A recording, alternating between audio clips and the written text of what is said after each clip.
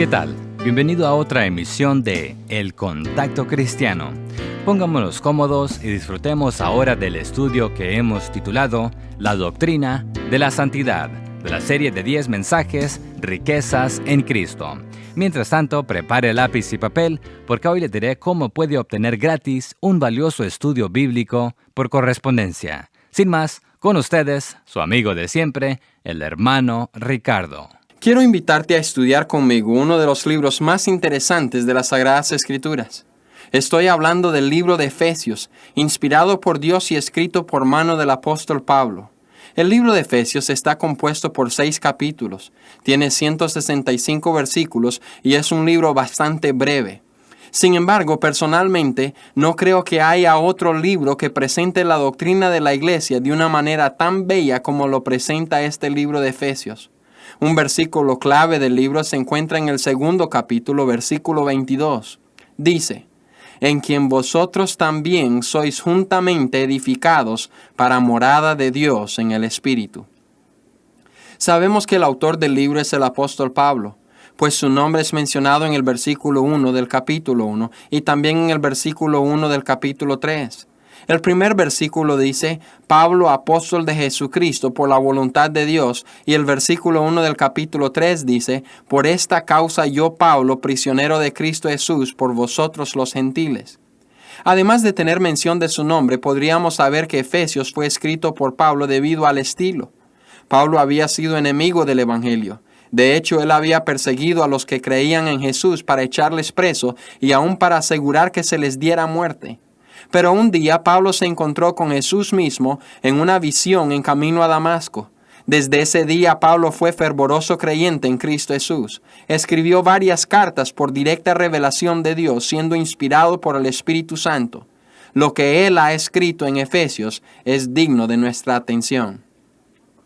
Conforme al versículo 1 del capítulo 1 de Efesios, sabemos que la carta es dirigida a los santos fieles en Cristo Jesús que están en Éfeso. Una de las antiguas colecciones de las epístolas de Pablo tenían esta carta dirigida a los laodicenses en vez de a los de Éfeso. Muchos de los escritos no la tienen dirigida a Éfeso. Aparentemente, cuando se escribían las cartas, dejaban algunas con una línea vacía, ya que las cartas eran escritas para ser circuladas entre todas las congregaciones. De esta manera podían poner el nombre de la congregación que quisieran. Pero en vista de que la iglesia en Éfeso recibió esta epístola y la preservó, aceptemos el testimonio de una antigua tradición que nos enseña que la carta fue originalmente enviada a los santos en Éfeso. La epístola de Pablo a los Efesios fue escrito mientras que él estaba preso en Roma, Italia, alrededor del año 62 después de Cristo. Esta epístola tiene 2 divisiones naturales. Los capítulos 1 al 3 son doctrinales. Tratan con los principios fundamentales de nuestra fe. Los capítulos 4 al 6 son prácticas. Discuten las demandas de la vida cristiana en una sociedad perversa. En nuestro estudio del libro de Efesios, seguiremos estas 2 divisiones naturales. En nuestros primeros 5 estudios consideraremos las doctrinas en las cuales creemos. Observaremos a este primer estudio el asunto de ser llamados santos. Hablaremos de esa doctrina. La doctrina de la santidad. Escucha lo que nos dicen los primeros 2 versículos del libro. Pablo, apóstol de Jesucristo, por la voluntad de Dios, a los santos y fieles en Cristo Jesús que están en Éfeso. Gracia y paz a vosotros de Dios nuestro Padre y del Señor Jesucristo. Lo que más me atrae en esos 2 versículos son los términos santos y fieles en Cristo Jesús. Quiero que busquemos las respuestas a algunas preguntas en referencia al asunto de la santidad y los santos de Dios. En primer lugar, ¿quiénes son los santos? En el Antiguo Testamento, los santos eran las personas del pacto de Dios. En el Nuevo Testamento, los santos son los que están en el nuevo pacto de la gracia. En ninguna parte de la Biblia el término santo es usado para demostrar superioridad de una persona sobre otra. Todo lo contrario.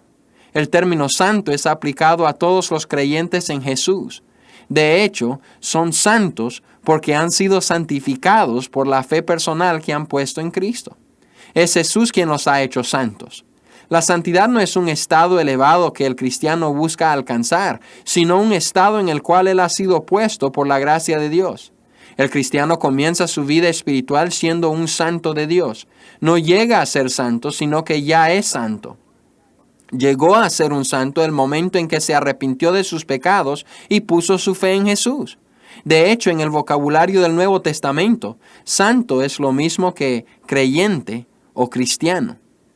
¿Qué hace que uno sea un santo? Nuevamente hago énfasis en el hecho de que uno es hecho santo el momento en que recibe a Jesús como su único y suficiente Salvador. Es llamado santo debido a su nueva relación con Dios. Ha sido santificado en la sangre de Cristo y ha recibido la naturaleza divina de Dios mismo. Eso lo convierte en santo. Nunca debemos equivocarnos por medio de creer que uno llega a ser santo por obras que uno mismo logra hacer. La santidad no se puede conseguir por medio de esfuerzos humanos. La santidad y el ser santo llega únicamente por la unión que tenemos con Cristo, ya que cuando le recibimos, su Espíritu viene a morar en nuestro espíritu. ¿Cómo es usado el término santo en el Nuevo Testamento? Repito que el término santo no es algo sobrenatural que uno ha logrado por esfuerzos propios. Mayormente el término no es usado en referencia a ciertos individuos, sino a todos los que han sido salvos. La palabra santo ocurre 62 veces en el Nuevo Testamento y solo en el caso de Filipenses 4:21 es que se refiere a personas individuales. Debido a eso es que encontramos el término santos en plural en vez de santo en tiempo singular. El término nunca es aplicado como el título de una persona. En ninguna parte encontramos que los hermanos llamaban a Pablo San Pablo. El término comúnmente usado como título para dirigirse a otro creyente era hermano o hermana, no san o santa. En cuanto al grupo de creyentes colectivos, eran llamados discípulos en los evangelios y santos en las epístolas. Mayormente la palabra santos era un término que se aplicaba a creyentes vivos en la tierra. No fue cosa común llamar santos a los que habían muerto, aunque sí tenemos dos referencias en las cuales los muertos son llamados santos. Estas referencias están en 1 Tesalonicenses 3:13 y Judas 14. No era una cosa que se les llamaba a hermanos de superior santidad. El hecho de que exista una creencia que hay personas de superior santidad que hacen intercesión por nosotros después de su muerte es ridícula, pues no hay fundamento para tal creencia en toda la Biblia. En ninguna parte encontramos donde se practicaba tal cosa. Cuando oramos por los cristianos, debemos orar por los cristianos quienes están viviendo aquí en la tierra, y no para los que ya han muerto. Mucho menos orar a ellos. Los cristianos muertos están en la presencia del Señor y no pueden ayudarnos. Ese es el trabajo del Espíritu Santo. Quiero decirte que si tú has aceptado a Jesús, eres un santo. Eres un santo ya. No lo has obtenido por cosas buenas que has hecho, sino únicamente porque te has arrepentido de tus pecados y has aceptado a Jesús como tu Salvador. Todo esto ha sido establecido por la gracia de Dios. En vista de que eres un santo, debes vivir como un santo en este mundo. Esto es lo que todo cristiano debe estar haciendo. Vamos a orar. Padre, gracias te damos por tu palabra. Señor, te damos gracias por habernos hecho santos en Cristo Jesús. Ayúdanos a vivir vidas dignas de tu santidad.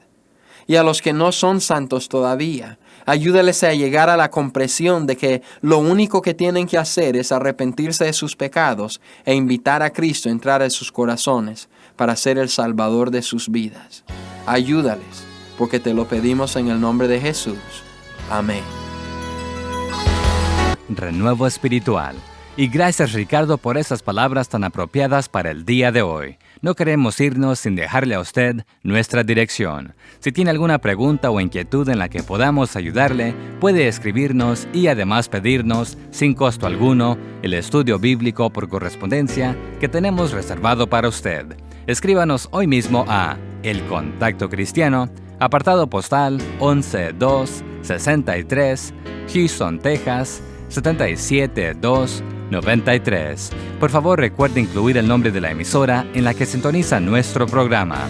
Nuevamente, nuestra dirección es El Contacto Cristiano, apartado postal 11263, Houston, Texas, 77293. Este programa es una producción de la Asociación Bautista Misionera de América.